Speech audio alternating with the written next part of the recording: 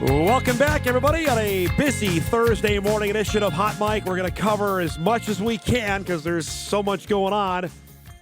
We mentioned it was a busy Wednesday last night. It certainly was for the Moorhead Spuds, as each of the hockey teams will head to the state tournament. We know the girls went down a couple weeks ago. The boys will join them after an 8-1 win in the 8AA section championship game last night in Thief River Falls. Moorhead knocks off Bemidji to earn a second trip to the state tournament in 3 years. Head coach Jon Ammerman back with us after a relatively late night. Actually, probably could say early. You guys get back home. But describe that bus ride. You've made the opposite ones, and that one's got to be like what you get into coaching for, I imagine, last night. Yeah, obviously a really excited group of kids. We've said it a number of times, but a lot of those kids are returners from last year, right? So the arc of sports or life, whatever you want to call it, came full circle for them last night. They played incredibly well, and they deserved a little bit of music in the back of the bus. To score 8 seconds into a game, I mean, you and I have talked. I've asked you, I can't really how many times, about having a quick start. That is the definition of that. Were you even positioned to see it go in the net? Well, to be honest, so like leading up to it, Bemidji gave us fits earlier in the year. If people have been following, it was a really close game, and you're watching them on tape. As a coach, you're like doomsday, right? You're thinking about worst case scenario, and we were worried about how big and strong and fast they were. And, you obviously have maybe a different message to your team, but we thought the first 5 minutes were really important, as they always are, but really wanted to establish, we thought our speed was going to wear them down, but we had to establish it early. And I'm going to be honest, I wasn't watching. I was talking to our next group because we shuffled some things based on what they did to start the game. So I was talking to the next group out and kind of what we were looking for. So, looking back on the play through video, Mason Kraft makes an incredible play. Pressures their defenseman. He fumbles it a little bit. He continues his outstanding senior season, and he slides it over to a sophomore, Evan Wanner, who we know, in practice has scored 1 million goals. But he's having a great year and had a great start yesterday, too. What does that do, John, for the bench when that happens 8 seconds into a game like this? Well, it couldn't have been better. I mean, I'd be lying if I told you otherwise. The kids were nervous, and we talked about that both on Monday and Tuesday. Expectations are a funny thing, and they'd had an outstanding, season, but when it gets into those one and done situations, especially when you're the favorite, it's a different feeling. In the regular season, you can play free, but now you're playing like there's no tomorrow because there literally isn't, if you lose. So it definitely calmed the nerves, and it allowed for them to just play, which was great. You mentioned playing, as the favorite. I go back to your semifinal game. Elk River gave you fits, basically. I mean, that was a tight game. Their goaltender was really good. You have those kind of games in a one and done. Describe how that played out on Saturday of, okay, we're getting great chances, but we're just not capitalizing. Yeah, and that's part of the game too, right? Like hockey is such a great game because the goaltender can be a great equalizer. Right. And that's what makes every opportunity to play, a bit of a coin flip. And proud of what we did on Saturday because the guys stuck with it. There was some frustration in the middle of the game, but they didn't deter. They stuck with it and finally broke through. And obviously that one's a little different too, because for guys, for a senior, that's their last career game in the Sports Center. Yep. So all those memories leading up to that game, it's kind of a game that has different meaning for a number of different reasons, but really, really excited for this group. They paid their dues a little bit, and they worked extremely hard, and now we have a really fun week ahead of us. This is a dumb question, so I forgive me for this, but was it anticlimactic, like the last seconds, you're up 7 goals? What is it like on the bench to celebrate when the clock hits 0 last night? Well, I mean, the answer is yes, right? But at the same time, it's what you would hope for, in Right. any Yeah. situation. You know, it's something that the kids earned.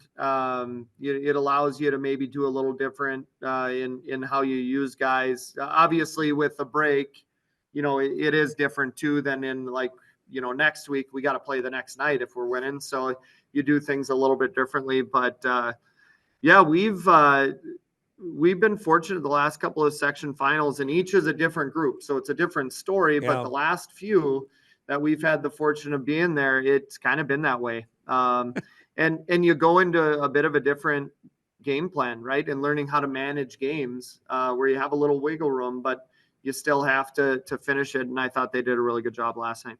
Last time we visited, I don't know if this was a revenge or redemption tour for this season after what happened last year to now have this goal accomplished to get to the state tournament. How does it make it more sweet of what happened last year? You mentioned it to me about we needed to go through that to maybe have the kind of year we want to ultimately have, which is 3 more wins next week in St. Paul.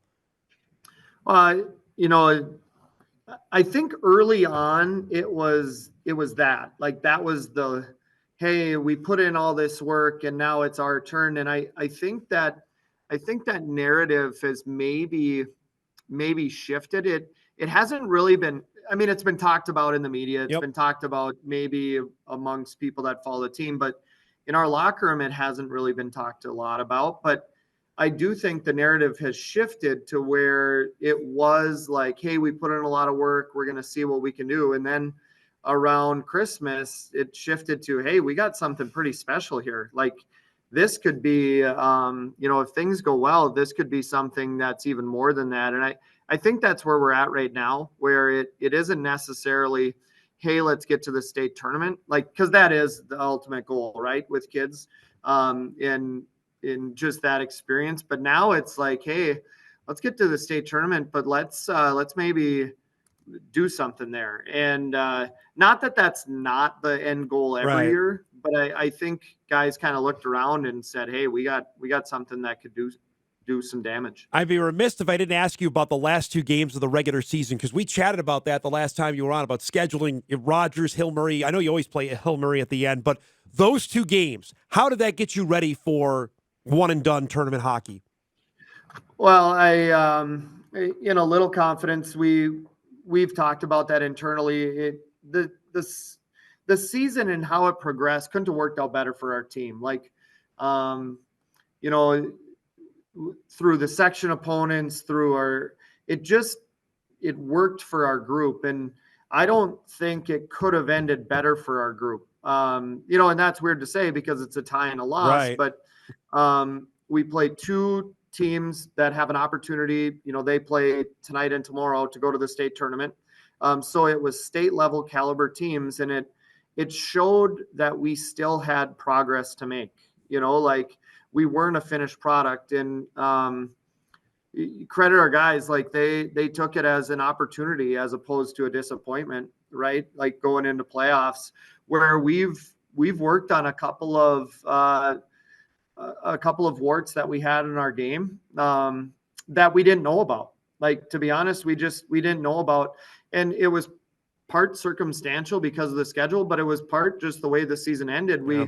We had a few games that were good games, but didn't expose those warts. And then we had 2 weeks off, so it wasn't relevant in our minds. So it really kind of recentered our thinking, and we still have work to do, right? I mean, and now we have a week, so.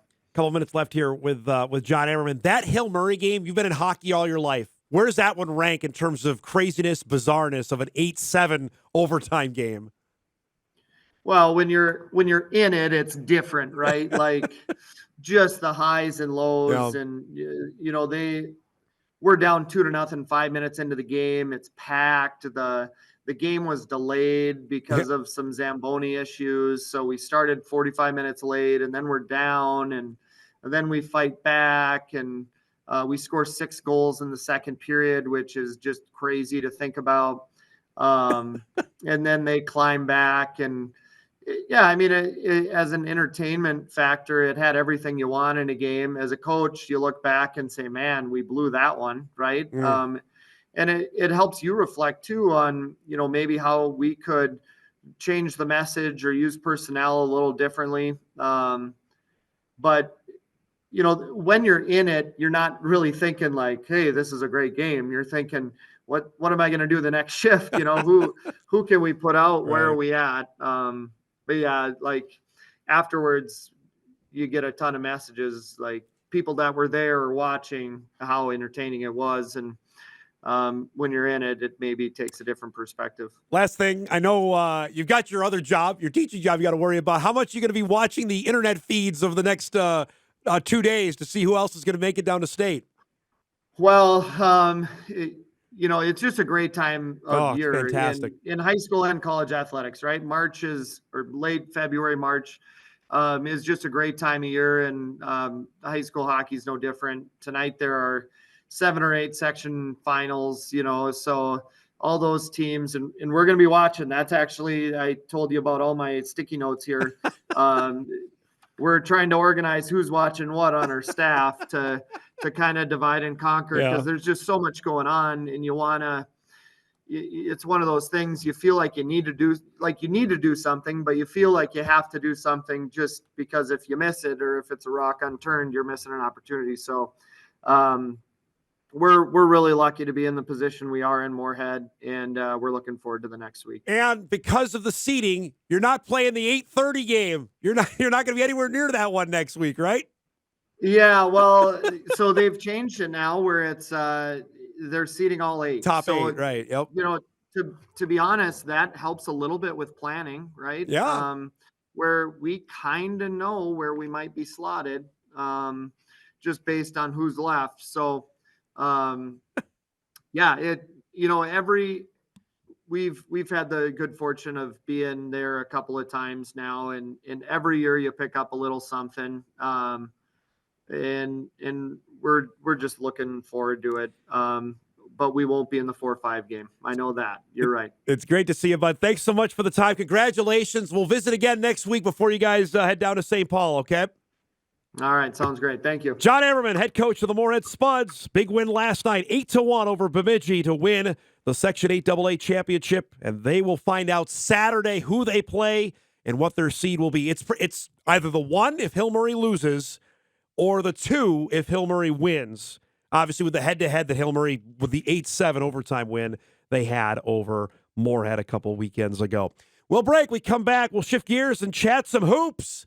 Matt Merkin will join us, Minot State men's basketball coach, as the Beavers are heading to Sioux Falls to the quarterfinals of the NSIC tournament. We'll do that when Hot Mike returns after this.